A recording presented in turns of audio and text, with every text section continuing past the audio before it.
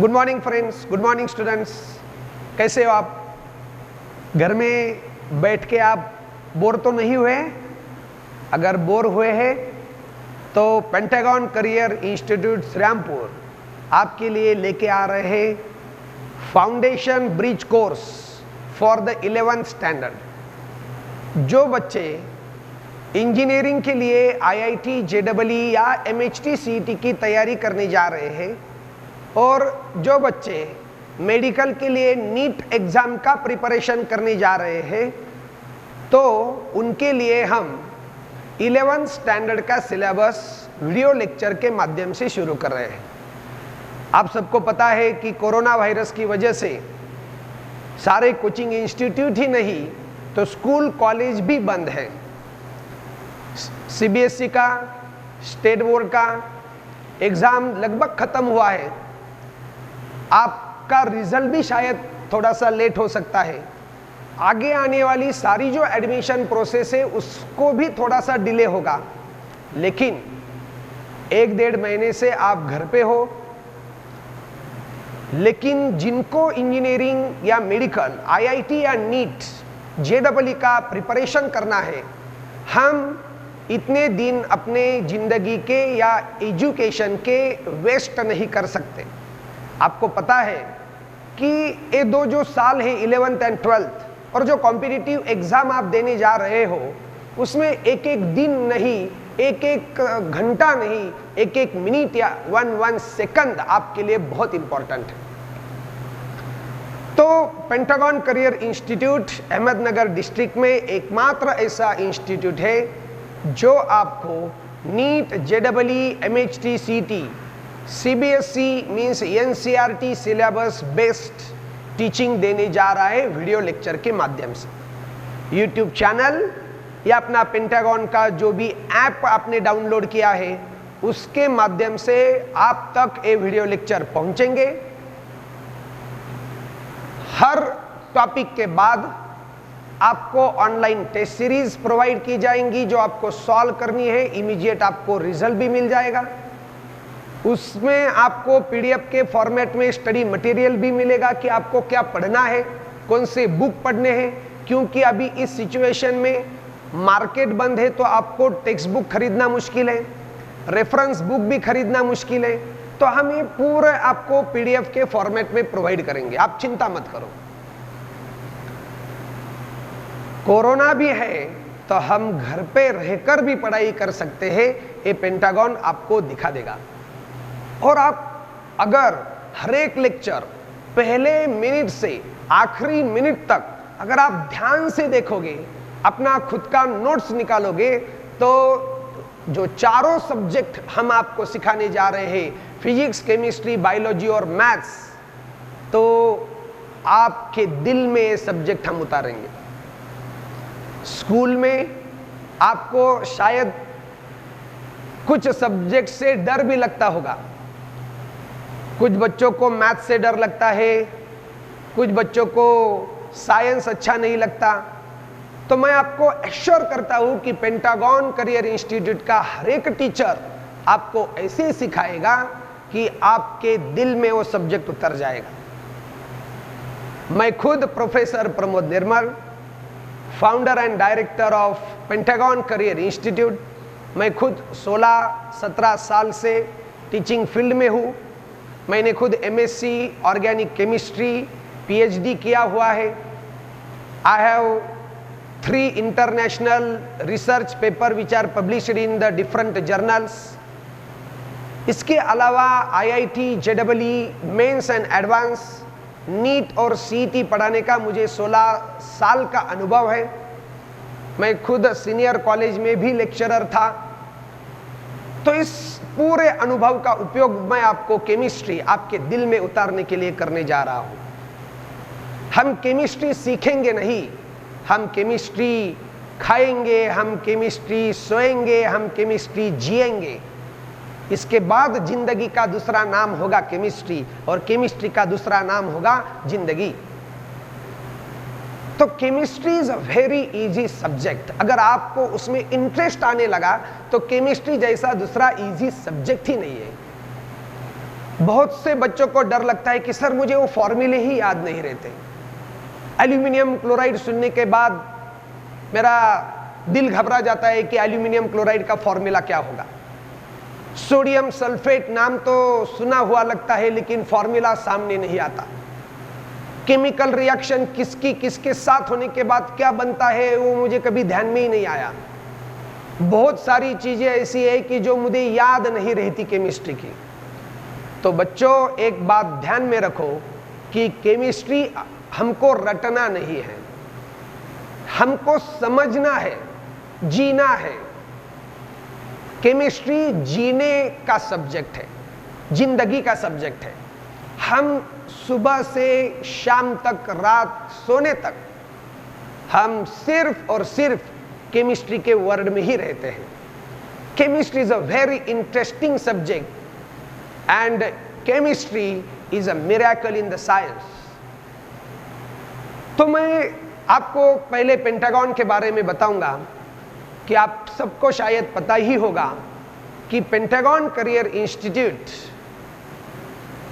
एकमात्र ऐसा इंस्टीट्यूट है जिसने अहमदनगर डिस्ट्रिक्ट में लास्ट ईयर मतलब 2019 में नीट एग्जाम में आउट ऑफ 720 में से 634 का हाईएस्ट दिया है रचना चौधरी। दूसरा जो कैंडिडेट है 623 तेजल संकलेचा, वो भी डिस्ट्रिक्ट में सेकंड है, रचना चौधरी डिस्ट्रिक्ट में फर्स्ट है। और 600 के ऊपर सिर्फ 2 ही कैंडिडेट पूरे डिस्ट्रिक्ट में है और वो 2 कैंडिडेट पेंटागन करियर इंस्टीट्यूट के ही है। JEE का जो अभी एग्जाम हुआ जनवरी में, उसमें भी अहमदनगर डिस्ट्रिक्ट में सबसे अव्वल रिजल्ट जो लाया है वो पेंटागन करियर इंस्टीट्यूट ने लाया है। IIT के लिए हमारे कुछ बच्चे प्रिपेयर कर रहे हैं। जो अभी एग्जाम डिले हुआ है वो एग्जाम खत्म होने के बाद हमारे कुछ बच्चे IIT में भी जाएंगे।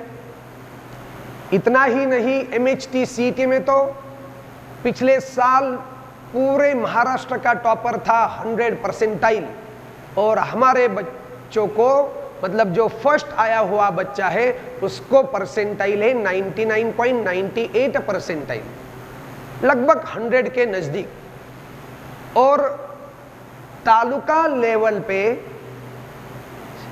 20 बच्चों ने मतलब 20 स्टूडेंट्स ने गवर्नमेंट इंजीनियरिंग कॉलेज मतलब COEP Pune and VGTI Mumbai में अपना दाखिला कराया है। तो एक तालुका लेवल पे इतने सारे बच्चे भेजने वाला पेंटागन करियर इंस्टीट्यूट एकमात्र इंस्टीट्यूट है। आपका मेडिकल का मतलब नीट का सपना आपको पूरा करना है, आपका IIT का सपना आपको पूरा करना है, आपको गवर्नमेंट इंजीनियरिंग कॉलेज में दाखिला हासिल करना है, तो पेंटागन करियर इंस्टीट्यूट आपके लिए एकमात्र ऑप्शन है। हम बच्चों को सिर्फ पढ़ाते नहीं, पढ़ाने के साथ आपका मोरल कैसे ऊपर रहे, आपका कॉन्फिडेंस कैसे बना रहे, ये भी हम आपके लिए देखते हैं, उसके लिए काम करते हैं। क्योंकि पेंटागन करियर इंस्टीट्यूट के जो 4 डायरेक्टर्स हैं वो चारों डायरेक्टर्स अपने अपने सब्जेक्ट के HOD भी है। तो हम ही डायरेक्टर है और पढ़ाएंगे भी हम। मतलब पेंटागन का फैकल्टी आपके लिए जी जान एक करने को तैयार है। आपका सहयोग मिले तो हम बहुत ऊंचाई हासिल कर सकते हैं। जो आपका ड्रीम है वो पूरा करने के लिए आपके पास एकमात्र विकल्प है और वो है पेंटागन करियर इंस्टीट्यूट। मैं खुद आपको केमिस्ट्री सिखाने का प्रयास करूंगा, आपको केमिस्ट्री में इंटरेस्ट डेवलप करने का मैं प्रयास करूंगा। मैंने पहले ही जैसे बताया कि chemistry is a very interesting subject. आपके लिए केमिस्ट्री ज्यादा से ज्यादा इजी हो इसका मैं प्रयास करूंगा। अभी हम केमिस्ट्री के बहुत बेसिक लेवल से शुरू करने वाले हैं, लेकिन मुझे पता है कि ये सुनने के बाद आपको लगेगा कि सर ये तो मैंने 7th स्टैंडर्ड में पढ़ा था, 9th में पढ़ा था। लेकिन अगर आपको कॉम्पिटिटिव एग्जाम देना है, आईआईटी करना है, नीट क्रैक करना है, तो आपके बेसिक्स बहुत ही एररलेस होने चाहिए। मतलब knowledge should be Bingo on the target. ये ऐसा है मतलब ऐसा ही है, सारे एक्सेप्शन के साथ आपको ये सब चीजें पता होनी चाहिए।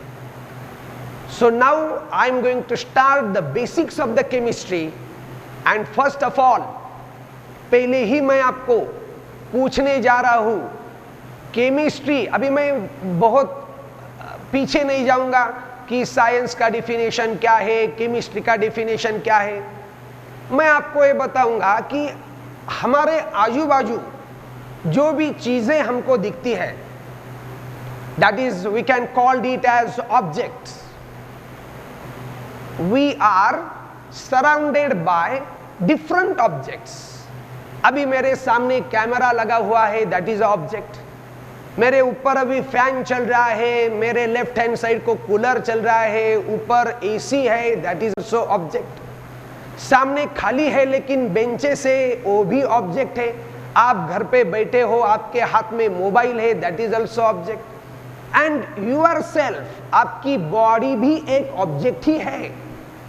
तो this pens are object, this pens are object, this board is also object. The camera, fan, AC, cooler, आपका मोबाइल, आपकी बॉडी, हमारे आजू बाजू जो हवा है वो हवा, दैट इज ऑल्सो ऑब्जेक्ट। तो ये जो ऑब्जेक्ट है वो ऑब्जेक्ट बनने के लिए क्या चाहिए? ऑब्जेक्ट बनने के लिए कुछ मटेरियल चाहिए। मतलब ये पेन बनाने के लिए कुछ तो मटेरियल लगा हुआ। क्या क्या लगा है? उसको प्लास्टिक चाहिए, प्लास्टिक से बना है पेन। अगर ये बेंचेस है, ये बेंचेस कैसे बने हुए हैं? उसको बनने के लिए क्या क्या मटेरियल चाहिए? तो लकड़ी चाहिए, वुड, आयरन चाहिए, स्टील चाहिए, आयरन नेल चाहिए, किले चाहिए। तो इन सब से बना हुआ है बेंच। तो every object is made by different material. Every object is made by different material. तो आप एक काम कीजिए अभी घर पे कि एक दिमाग में, आंखों के सामने 5 ऐसे ऑब्जेक्ट लाइए जो आपको आजू बाजू दिख रहे हैं। तो मैं ही एग्जांपल देता हूं, इसके अलावा आप 5 डिसाइड करो। लेकिन मैं बोलता हूं कि अभी आप जिधर बैठे हो आपको शायद डोर, दरवाजा, घर का दरवाजा दिखता होगा, तो दैट डोर इज ऑब्जेक्ट। तो वो दरवाजा बनाने के लिए क्या क्या मटेरियल लगा है आप दिमाग में लाओ, उसकी नोटबुक पे लिस्ट बनाओ कि door is object and it is made bye these materials and that material is nothing but matter. तो मैं बोलता हूं इसका आंसर है वो दरवाजा बनाने के लिए wood is one of the material that is matter. Then handgrip is made by metal. जो दरवाजा खींचने के लिए हैंडरप है तो that is made by metal and that is also a material that is matter. उसके अलावा उसको शायद लैमिनेट लगा हुआ है, दैट लैमिनेट, सनमाइका और पॉलिश और colour, that is also material that is matter. तो केमिस्ट्री में हम सबसे पहले क्या सीखेंगे? तो सबसे पहले हम सीखेंगे what is mean bye matter. Matter किसको बोलते हैं? तो स्कूल में आपको, तो बच्चों फटाफट कमेंट में जाके हर एक बच्चों को क्या लिखना है? मैटर की डेफिनेशन लिखो। वो डेफिनेशन परफेक्ट आती है कि नहीं हम देखेंगे। चलो चलो जल्दी फटाफट कमेंट बॉक्स में जाके क्या लिखना है आपको? What is the definition of matter. Matter किसको बोलते हैं? मैंने अभी क्या बताया? Wood is a matter, iron nail is a matter, then water is a matter, carbon dioxide is a matter, हम जो खाते हैं sodium chloride is a matter, इस हवा में ऑक्सीजन है, दैट इज ऑल्सो मैटर। तो आपको क्या लगता है, आपने क्या पढ़ा है स्कूल में? What is definition of matter? Matter की डेफिनेशन क्या है?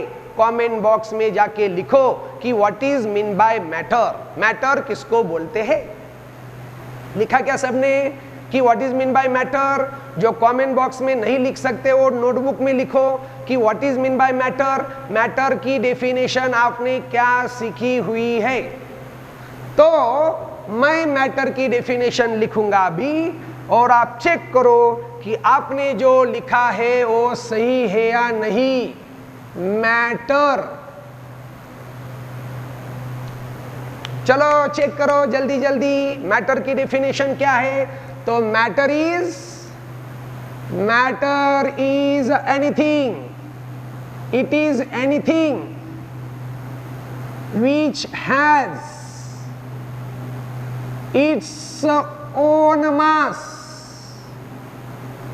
and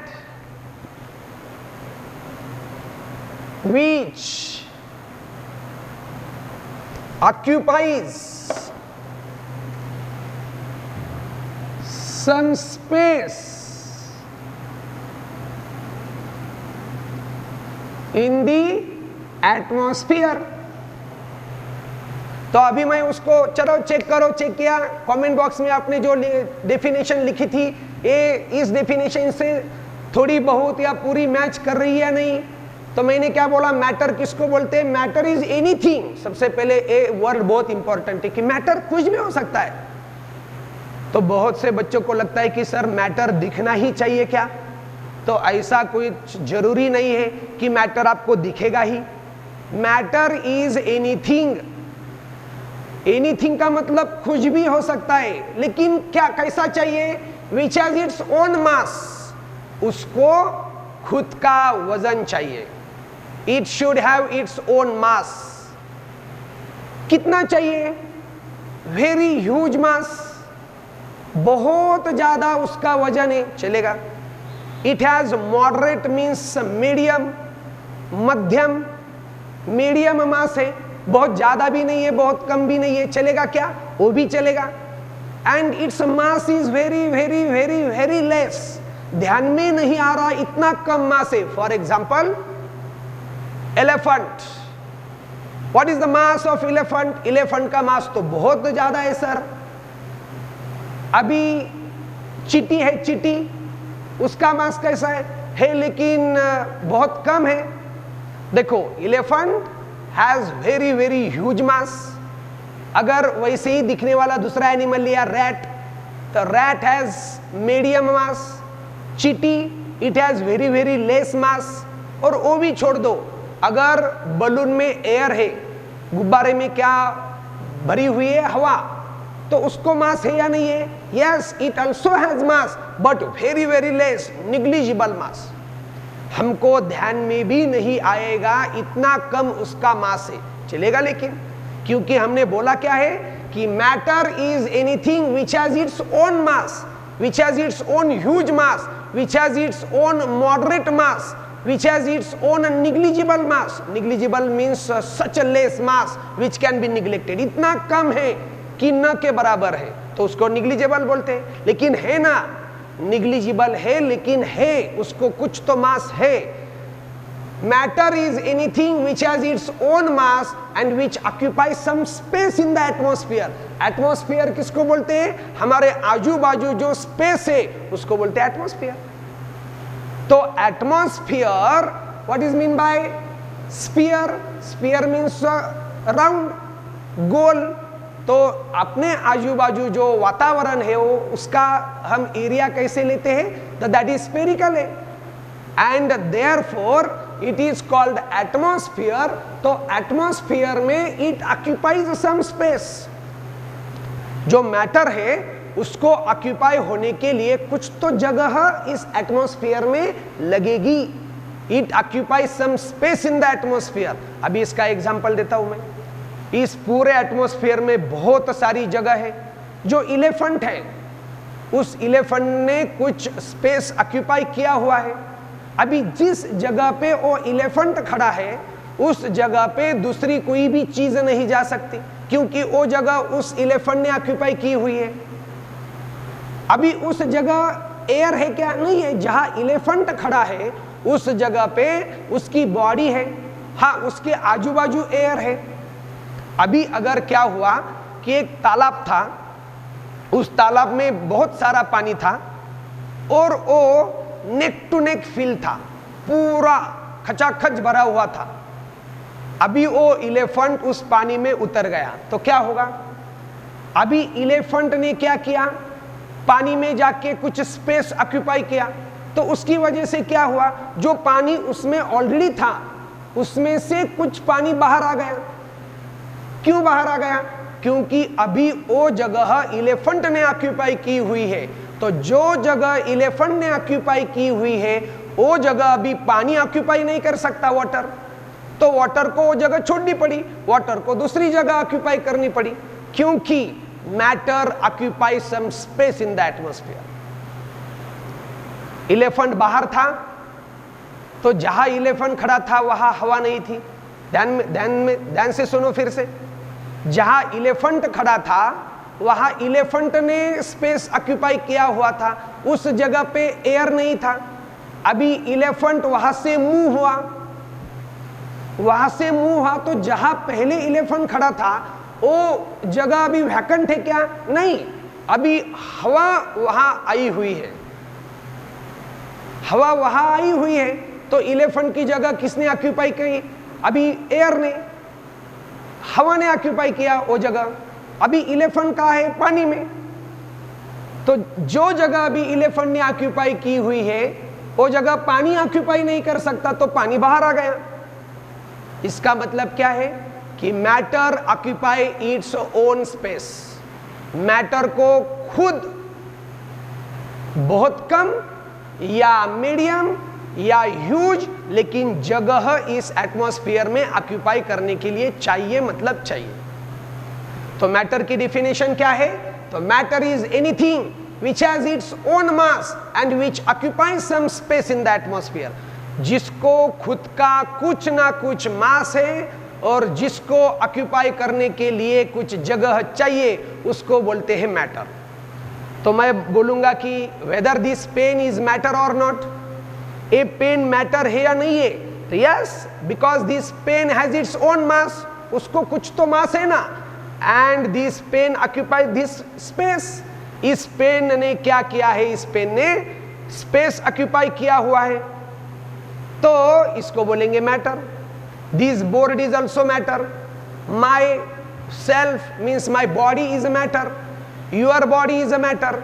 अभी सबसे इंपॉर्टेंट क्वेश्चन है कि अभी आपके घर में बोतल में पानी है, तो पानी मैटर है या नहीं है? जरा दिमाग लगाओ। वेदर दैट वाटर हैज मास और नॉट, यस, बोतल में पानी है लेकिन उसको मास है, and that water occupy some space, 1 litre जगह उसने ऑक्यूपाई किया हुआ है। तो इसका मतलब क्या है? उसको स्पेस भी चाहिए ऑक्यूपाई करने के लिए, उसको खुद का मास भी है। तो इसका मतलब ऐसा है कि दैट वाटर इज ऑल्सो मास। लेकिन मैंने जो एग्जाम्पल बताए कि दिस पेन, ये तो दिख रहा है, ए बोर्ड, ये भी दिख रहा है, my body and your body, वो भी दिख रही है, पानी, बोतल में पानी, वो भी दिख रहा है। So now my question is, the oxygen in the atmosphere, oxygen in the air is matter और नॉट? इस हवा में जो ऑक्सीजन है, कितना ऑक्सीजन है आपको पता है? एटमॉस्फेयर में इस हवा में 78% नाइट्रोजन है। 78% मतलब मेन सोर्स, मेन कंपोनेंट, सबसे बड़ा घटक कौन है? नाइट्रोजन। 21% is oxygen. मेरा क्वेश्चन है कि whether the oxygen in the atmosphere is matter और नॉट। चलो कमेंट बॉक्स में लिखो जल्दी जल्दी कि हवा में, एटमॉस्फेयर में जो ऑक्सीजन है वो मैटर है या नहीं है। क्योंकि हमको हवा दिखती है या नहीं दिखती? नहीं दिखती। उसमें ऑक्सीजन अलग से दिखता है या नहीं दिखता? नहीं दिखता। इसका मतलब क्या है? तो दिखने या न दिखने से डिफिनेशन नहीं चलेगी। दिखने या नहीं दिखने से मैटर की डिफिनेशन सेटिस्फाइड या अनसेटिस्फाइड नहीं होगी। आपको कमेंट बॉक्स में लिखना है कि ऑक्सीजन इज मैटर और नॉट। तो दिमाग लगाओ और अभी देखो आपका आंसर करेक्ट आ गया, रॉन्ग आ गया। तो ऑक्सीजन को इस डिफिनेशन में डाल के देखो, इट इज एनीथिंग, हाँ चलेगा, ऑक्सीजन भी चलेगा, which has its own mass, अभी तो हमको दिमाग लगाना पड़ेगा कि ऑक्सीजन को मास है या नहीं है, ऑक्सीजन को मास है या नहीं है। तो डेफिनेटली ऑक्सीजन को मास है, बहुत कम है, लेकिन है जरूर। क्योंकि अगर बहुत इजी एग्जाम्पल है, अगर हमने बलून लिया और उस बलून का वेट किया, वजन किया उसका बलून का, और खाली बलून का उसका क्या किया, वेट किया, एकदम फ्रैक्शन में मिलीग्राम में उसका वेट निकाला, अभी उस बलून को हमने फुलाया, that balloon is filled with air, और अभी उसका फिर से वजन किया, तो आपको क्या लगता है? चलो कमेंट बॉक्स में लिखो, आपको क्या लगता है कि एम्प्टी बलून का मास और फिल्ड बलून का मास एक जैसा आएगा या अलग आएगा? अभी फुला हुआ जो बलून है उसका मास एम्प्टी बलून जितना आएगा, या एम्प्टी बलून से ज्यादा आएगा, या एम्प्टी बलून से कम आएगा? तो करेक्ट आंसर क्या है कि जब हम एम्प्टी बलून का मास लेते हैं और जब हम उसको फुला के मास लेते हैं तो उसमें क्या हमने भरा है? एयर। मतलब क्या भरा है? Oxygen and nitrogen. तो उस फुलाए हुए बलून का मास बिल्कुल ही ज्यादा आएगा। क्यों ज्यादा आएगा? तो उसमें जो मटेरियल, जो मैटर हमने भरा है, ऑक्सीजन एंड नाइट्रोजन मेनली, तो उसकी वजह से बलून का मास बढ़ गया। इसका मतलब ऐसा है कि नाइट्रोजन को मास है, इसका मतलब है ऑक्सीजन को मास है, इसका मतलब है इस एयर को मास है। हाँ कम है लेकिन है जरूर। तो oxygen has its own mass and oxygen occupies some space in the atmosphere. Yes, ये जो हमारे आजू बाजू एटमॉस्फेयर है, इस एटमॉस्फेयर में पूरा एक ही गैस तो नहीं है, थोड़ी जगह नाइट्रोजन ने ऑक्यूपाई की हुई है, उसमें कुछ जगह ऑक्सीजन को भी चाहिए। मतलब oxygen occupy its own space. अगर यहाँ ऑक्सीजन है, अगर मैं खुद यहां से यहां आ गया तो अभी ये जगह किसने ऑक्यूपाई किया? मेरे बॉडी ने। तो यहां जो ऑक्सीजन था अभी पहले, वो ऑक्सीजन किधर है? वो तो डिस्प्लेस हो गया। डिस मतलब छोड़ के जाना, प्लेस मतलब जगह, डिस्प्लेस, यहाँ का ऑक्सीजन डिस्प्लेस होके वहां गया किधर? तो ऑक्सीजन क्या बोलता है कि मुझको ऑक्यूपाई होने के लिए जगह चाहिए और मुझको खुद की जगह चाहिए। तो यहाँ जो ऑक्सीजन है, मैं इधर आ गया तो ऑक्सीजन डिस्प्लेस होके वहां आ गया। तो oxygen also occupy some space in the atmosphere. तो क्या है आंसर फिर? ऑक्सीजन इज मैटर और नॉट? तो हमने देखा कि oxygen has its own mass and oxygen occupies some space in the atmosphere, therefore oxygen is matter. तो देखो बच्चों, this pen is matter, your and my body is matter, this camera is matter, this fan is matter, this cooler is matter, these benches are matter, then water around us is matter, air around us दिखती नहीं लेकिन that is also matter, iron is matter, gold is matter, silver is matter, हम जो खाना खाते हैं, दूध पीते हैं, that is also matter, खाने में हम सोडियम क्लोराइड इस्तेमाल करते हैं, that is also matter, इस हवा में कार्बन डाइऑक्साइड है, दैट इज ऑल्सो मैटर। तो बहुत सारी चीजें ऐसी है जिनको खुद का मास है और जिनको स्पेस चाहिए ऑक्यूपाई करने के लिए, दैट इज मैटर। लेकिन जो हमारे आजू बाजू मैटर है, उस मैटर को हम अभी करेंगे क्लासिफाई। तो matter is mainly classified into two types. Matter दो टाइप में क्लासिफाई होगा बच्चों।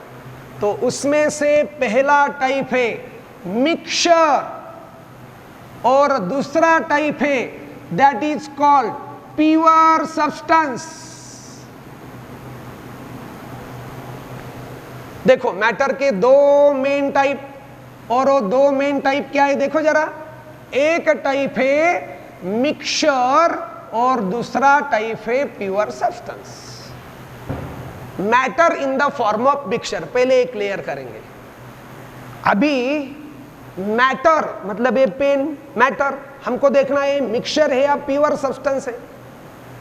गोल्ड इज प्योर सब्सटेंस और mixture, water is pure substance और मिक्सचर। मिक्सचर किसको बोलते हैं? मिक्सचर में कम से कम, मिक्सचर में कम से कम 2 या 2 से ज्यादा कंपोनेंट चाहिए। अभी एक एक डेफिनेशन हम क्लियर करेंगे। कंपोनेंट का मतलब क्या है?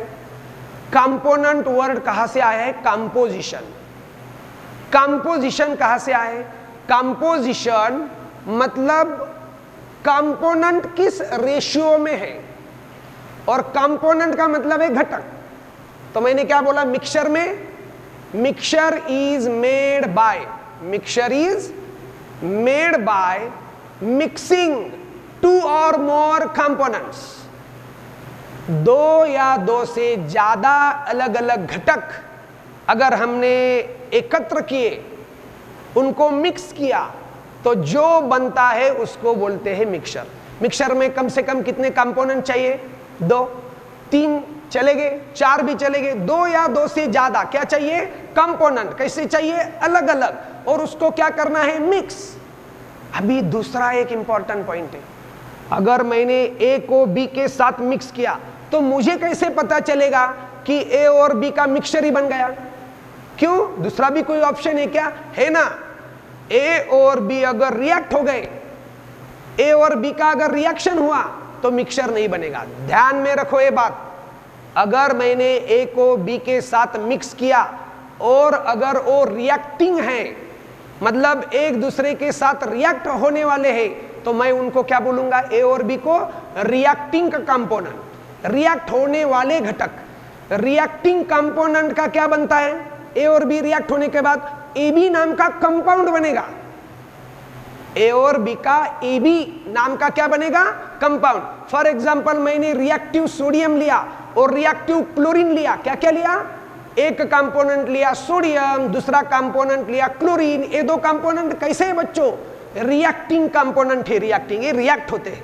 Sodium is highly reactive with chlorine, तो वो मिक्स होंगे क्या? नहीं, वो रिएक्ट होंगे, रिएक्ट। तो सोडियम क्या होगा? सोडियम बचेगा, रहेगा या नहीं? नहीं रहेगा। क्लोरीन, क्लोरीन रहेगा या नहीं रहेगा? नहीं रहेगा। तो क्या बनेगा? सोडियम क्लोराइड नाम का कुछ अलग कंपाउंड बनेगा। तो मैंने क्या बोला कि कितने कंपोनेंट चाहिए? 2 या 2 से ज्यादा। कैसे कंपोनेंट चाहिए? अलग अलग चाहिए। और कैसे चाहिए? नॉन रिएक्टिंग चाहिए, एक दूसरे के साथ रिएक्ट नहीं होने चाहिए। सोडियम और क्लोरीन तो रिएक्ट हो गए, सोडियम क्लोराइड बन गया। तो सोडियम क्लोराइड को आप सोडियम और क्लोरीन का मिक्सचर बोलोगे क्या? तो नहीं बोलना है उसको मिक्सचर। सोडियम क्लोराइड सोडियम और क्लोरीन का मिक्सचर नहीं है, सोडियम और क्लोरीन का कंपाउंड है वो। ध्यान में आ रहा है या नहीं आ रहा? तो सर मिक्सचर किधर है फिर? मिक्सचर का एग्जांपल तो मैं आपको घुमा फिरा के पहले लाऊंगा, फिर आप ही दिमाग में सोचो कि कौन सा मिक्सचर है। मिक्सचर में, मिक्सचर के लिए मैंने क्या बोला कि कंपोनेंट चाहिए। कितने चाहिए? 2 और मोर कंपोनेंट्स। कैसे चाहिए? नॉन रिएक्टिंग चाहिए, एक दूसरे के साथ रिएक्ट नहीं होने चाहिए। और सबसे इंपॉर्टेंट है कि मिक्सचर का फॉर्मूला नहीं होता। मैंने अगर आपको बोला कि इसका फॉर्मूला बताओ, और आप अगर बोले कि सर इसका फॉर्मूला ही नहीं है, आपको पता नहीं या है ही नहीं, इसका मतलब है कि वो मिक्सचर है। फॉर एग्जाम्पल देखो, अभी अगर मैंने बोला स्टेनलेस स्टील, ध्यान में आ रहा है? स्टेनलेस स्टील देखा है? तो स्टेनलेस स्टील का अगर फॉर्मूला मैंने आपको बोला कि H2O, CH4, NaCl, Zn, Ag, CuSO4, H2SO4, CO2, NH3, ऐसा कुछ फॉर्मूला स्टेनलेस स्टील को आपके दिमाग में आ रहा है क्या? अगर आ रहा है तो कमेंट बॉक्स में लिखो कि sir formula of stainless steel is, ये स्टेनलेस स्टील का फॉर्मूला है। चलो बच्चों, स्टेनलेस स्टील का फॉर्मूला कमेंट बॉक्स में लिखो फटाफट। 2 मिनट दूंगा मैं आपको स्टेनलेस स्टील का फॉर्मूला लिखने के लिए। लिखा क्या? जिनको जिनको स्टेनलेस स्टील का फॉर्मूला आता है उनको स्टेनलेस स्टील का फॉर्मूला कमेंट बॉक्स में लिखना है। लिखा?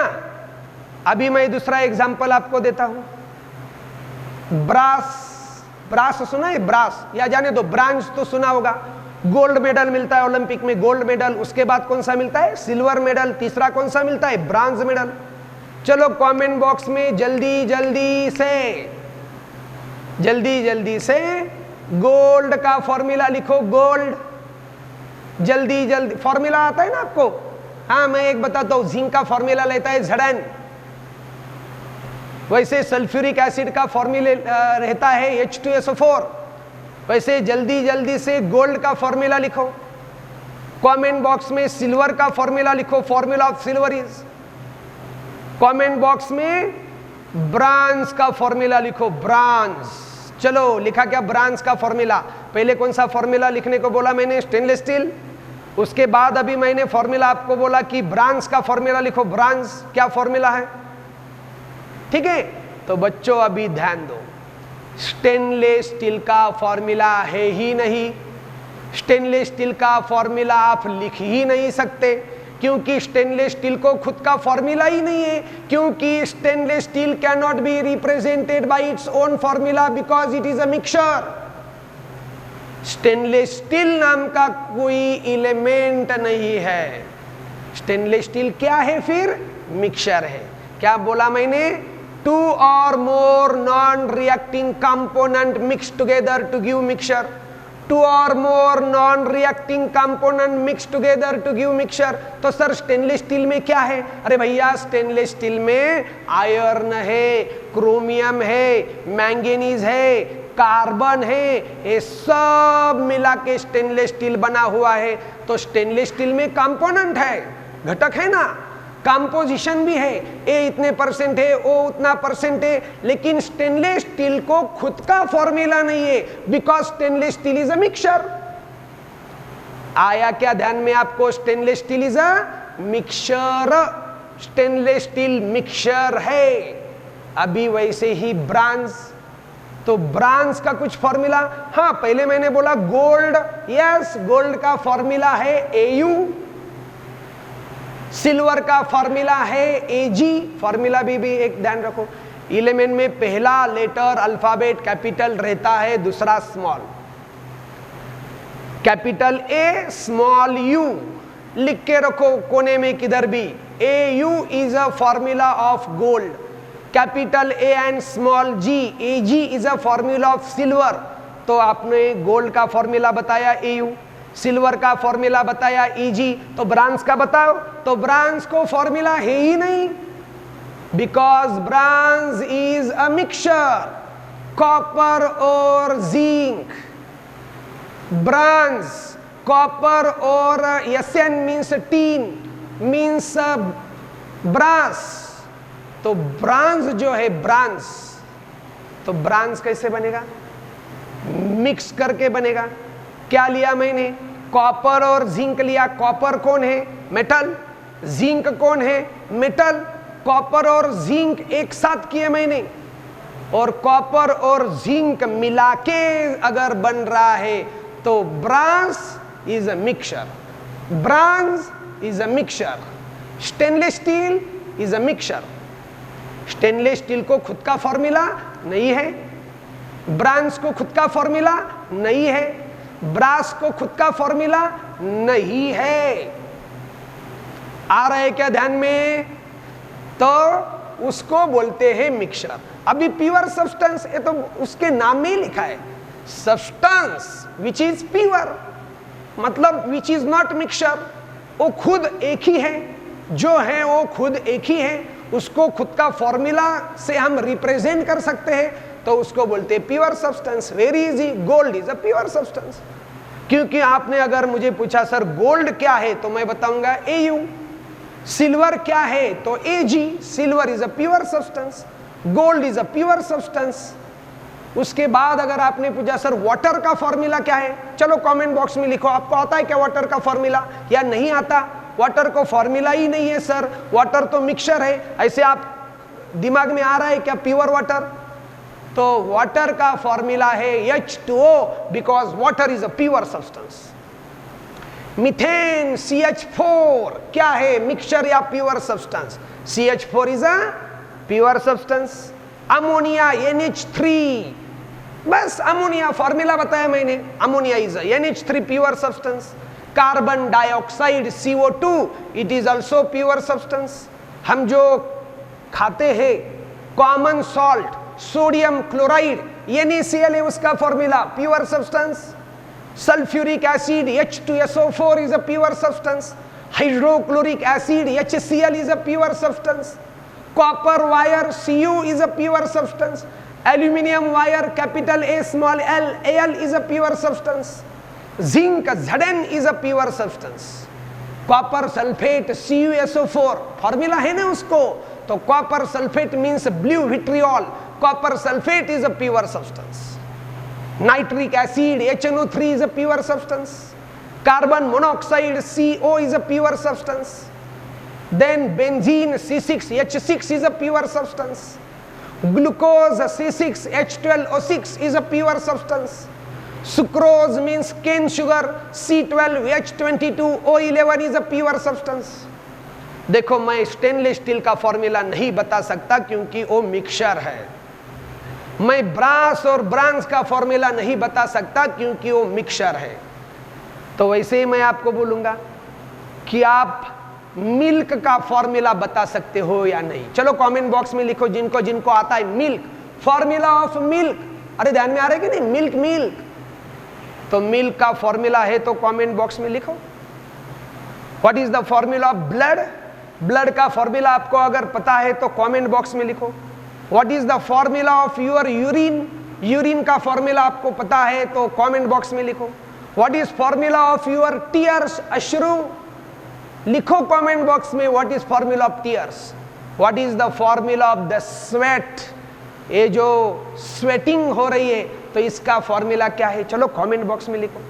मैंने आपको बोला कि अगर आपको ब्लड का फॉर्मूला पता है, मिल्क का फॉर्मूला पता है, स्वेट का फॉर्मूला पता है, टीयर्स का फॉर्मूला पता है, अगर आपको यूरिन का फॉर्मूला पता है तो लिखो।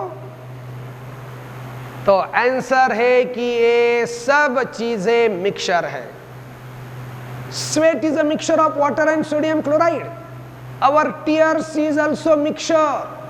Our urine is also mixture. Urine में वाटर है, अमोनिया है, कुछ कीटोन से, टॉक्सिन से जो चीजें अपने शरीर के बाहर आ रही है तो that is also urine is a mixture. Our blood is a mixture, milk is a mixture, our body fluids are mixture. तो मैं दूसरा आपको बताऊंगा कि अपने बॉडी में आयरन भी है तो वो तो प्योर सब्सटेंस है सर। अपने बॉडी में जो पानी है वो दैट इज प्योर सब्सटेंस। उस पानी का फॉर्मूला H2O है। आयरन का फॉर्मूला Fe है। लीड का फॉर्मूला Pb है। तो ध्यान में आया किसको मिक्सचर बोलते हैं और किसको प्योर सब्सटेंस। ठीक है, अभी मिक्सचर जो है वो मिक्सचर के भी दो सब टाइप है। मिक्सचर के कितने सब टाइप? दो। एक होता है होमोजीनियस मिक्सचर और दूसरा होता है हेटेरोजीनियस मिक्सचर। एकदम इजी वे आपको मैं बताने जा रहा हूं कि जीनस का मतलब है फेज, अवस्था, फिजिकल स्टेट। जीनस। होमो का मतलब है सेम और हेटेरो का मतलब है डिफरेंट। Very easy. जिस मिक्सचर में, अभी मिक्सचर कौन सा भी हो उसमें क्या रहते हैं?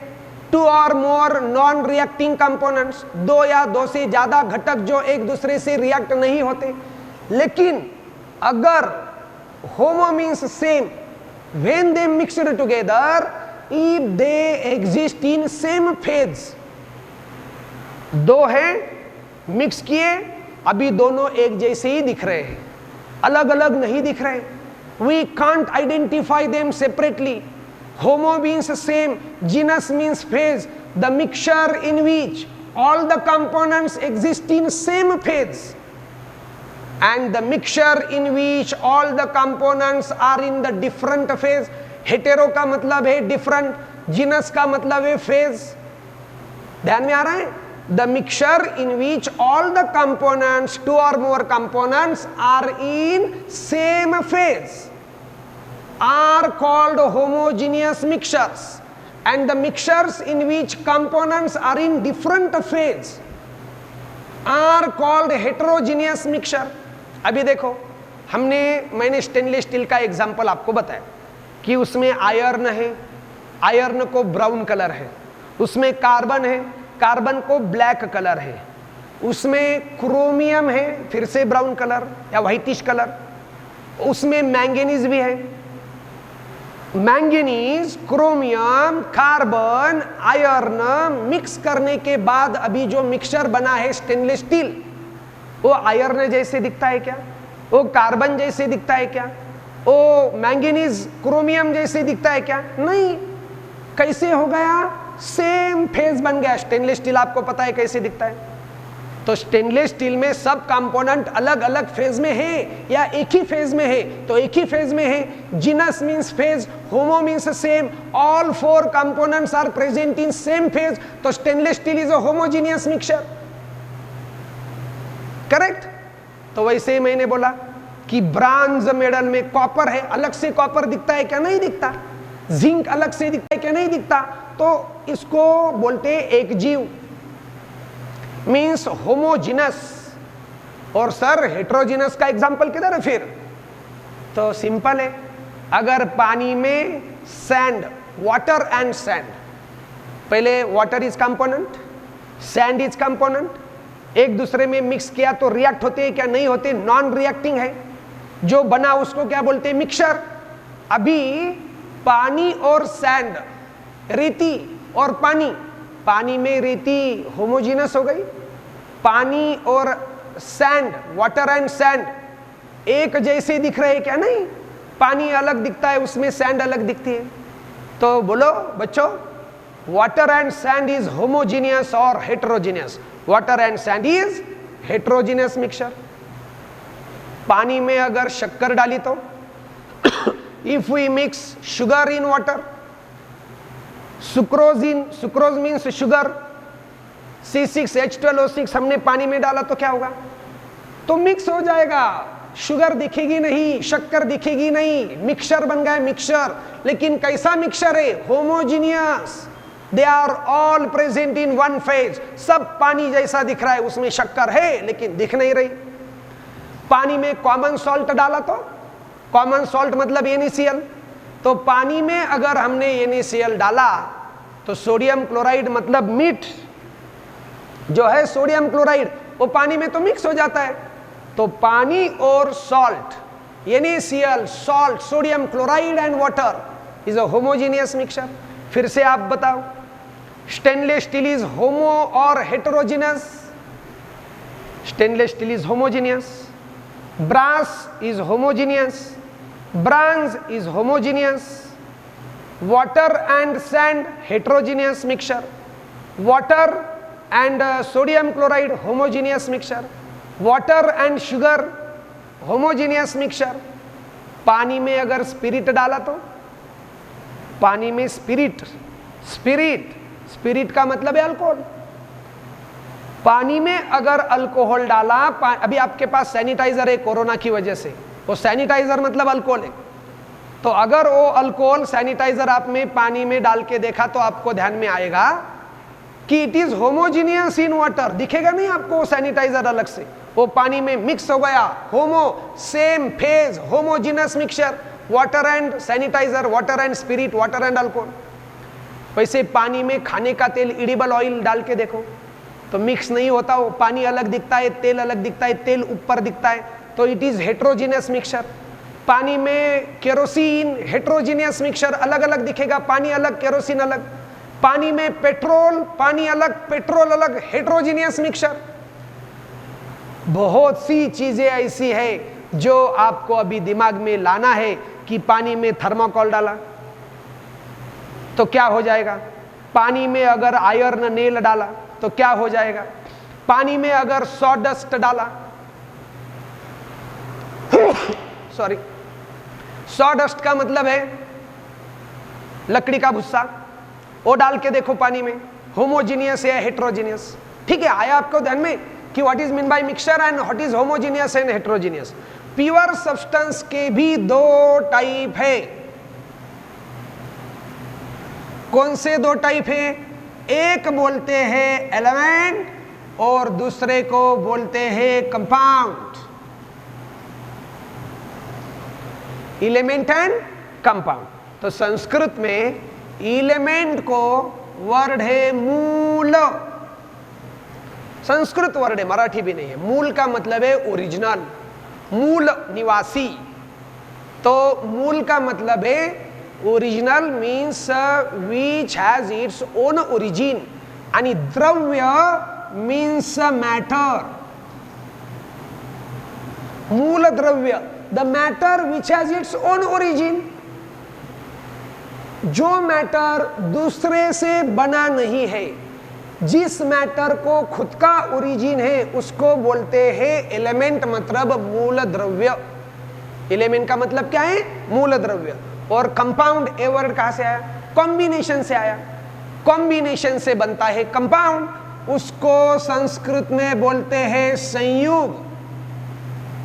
जो संयोग से बनता है, संयोग मतलब कॉम्बिनेशन से बनता है, वो संयोग मतलब compound. Compound is formed by combination and element has its own origin.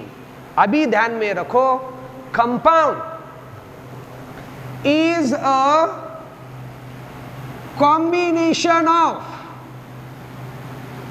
two or more different elements। एकदम क्लियरली आपको पता होना चाहिए कि ये एलिमेंट है और ये कंपाउंड है। ध्यान में आ रहा है? तो एलिमेंट नाम सुनते ही आपको पता चलना चाहिए कि इसका खुद का ओरिजिन है, ये दूसरे से बना नहीं है। और compound is formed by combination. फिर से ध्यान रखो, द्रव्य मीन्स मैटर, मूल means origin, the matter which has its own origin is called element, compound is formed by combination, संयोग से बनता है वो संयोग मतलब कॉम्बिनेशन से बनता है वो कंपाउंड। नाम सुनते ही आपको ध्यान में आना चाहिए कि ये कॉम्बिनेशन है। और कॉम्बिनेशन किसका? टू और मोर। इसका मतलब है कम से कम दो तो चाहिए या दो से ज्यादा चाहिए। क्या चाहिए? डिफरेंट एलिमेंट्स चाहिए, सेम एलिमेंट नहीं चलेंगे। कम से कम दो या दो से ज्यादा डिफरेंट एलिमेंट अगर एक साथ आ गए तो उसको क्या बोलते हैं? कंपाउंड बोलते हैं। अभी मैं आपको नाम बताऊंगा, आप कमेंट बॉक्स में लिखो ये एलिमेंट है या कंपाउंड, जितने आपको ध्यान में आएंगे उतने। मैं इधर एग्जांपल लिखता हूं, आप लिखते जाओ। हाइड्रोजन क्या है? वेदर एलिमेंट और कंपाउंड। ऑक्सीजन क्या है? एलिमेंट और कंपाउंड। वाटर क्या है? एलिमेंट और कंपाउंड। मीथेन को क्या बोलेंगे? एलिमेंट और कंपाउंड। देन सुक्रोज क्या है? एलिमेंट और कंपाउंड। देन बेंजीन को क्या बोलोगे? एलिमेंट और कंपाउंड। उसके बाद सोडियम क्लोराइड को क्या बोलोगे आप? एलिमेंट और कंपाउंड। कार्बन डाइऑक्साइड एलिमेंट और compound.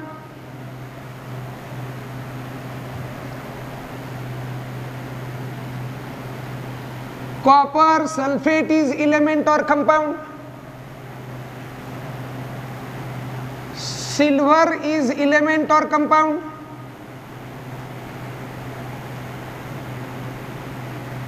Silver chloride is element और compound.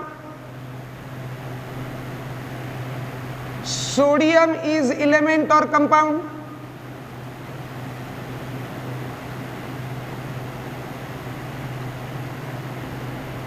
Sulphuric acid is element और कंपाउंड। आपके सहूलियत के लिए मैं आपको उनके फॉर्मूले लिख देता हूं। अभी सबसे पहले जो बोर्ड पे लिखे हैं वो सब मैटर है, इसमें से मैं फॉर्मूला लिखूंगा, इसका मतलब प्योर सब्सटेंस है। अभी देखो, what is formula of hydrogen, H2, oxygen O2, water H2O, methane CH4, sucrose C12, H22O11, benzene C6H6, then sodium chloride, NaCl, carbon dioxide CO2, copper sulfate CuSO4, silver Ag, silver chloride AgCl, sodium Na, sulfuric acid H2SO4। ठीक है, अभी आपके notebook में अगर आपने ये नाम लिखे हैं, ये फॉर्मूले लिखे हैं, तो अभी उसमें से मैंने क्या बोला, all these are examples of matter because they have their own mass. इन सबको खुद का मास है, they occupy some space, therefore these are the example of matter. और मैंने फॉर्मूले लिखे, मैंने क्या बोला, mixture is a combination. Mixture में दो या दो से ज्यादा नॉन रिएक्टिंग कंपोनेंट एक साथ आते हैं, और pure substance is a pure substance, वो खुद ही एक सब्सटेंस है, उसका फॉर्मूला हम रिप्रेजेंट कर सकते हैं। मैंने इनके फॉर्मूले लिखे, मतलब ये प्योर सब्सटेंस है। अभी उसमें एलिमेंट या कंपाउंड, मूल द्रव्य या संयोग, मतलब it has its own origin और कॉम्बिनेशन ऑफ टू और मोर एलिमेंट। अभी देखो, हाइड्रोजन किससे बना है, किससे भी नहीं, हाइड्रोजन खुद एक एलिमेंट है। Hydrogen is a example of element, hydrogen is a example of element. Oxygen किससे बना है, किससे भी नहीं, oxygen is oxygen, it has its own origin, oxygen is a example of element. Water नहीं, वाटर में तो दो एलिमेंट दिख रहे, oxygen element and hydrogen element, combination of two or more different element. Yes, element oxygen and element hydrogen combines, therefore water is a compound.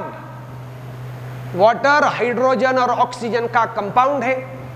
Carbon और hydrogen से बना है methane compound, carbon hydrogen oxygen से बना है sucrose compound, carbon और hydrogen से बना है benzene compound, sodium chloride sodium और क्लोरीन से बना है सोडियम एलिमेंट। ये देखो, एक खुद एलिमेंट है, एक खुद एलिमेंट है, इसमें ऑक्सीजन और हाइड्रोजन एलिमेंट एक साथ आए हैं, इसमें कार्बन और हाइड्रोजन एक साथ आए हैं, इसमें carbon plus hydrogen plus oxygen, carbon plus hydrogen, इधर क्या है, sodium plus chlorine, combination of sodium and chlorine is a compound sodium chloride, combination of carbon and oxygen, carbon dioxide is a compound, combination of copper, sulfur, oxygen, therefore copper sulfate is a compound. Silver, silver किससे भी बना नहीं है, silver has its own origin, silver is a element. But silver chloride, combination of silver and chlorine, silver chloride is a compound. Sodium, sodium को खुद का origin है, sodium is a element. Sulfuric acid is a combination of hydrogen, sulfur and oxygen. Hydrogen, sulfur, oxygen से बना हुआ sulfuric acid is a compound. ध्यान में आ रहा है क्या? यहाँ कुछ एलिमेंट है और कुछ कंपाउंड.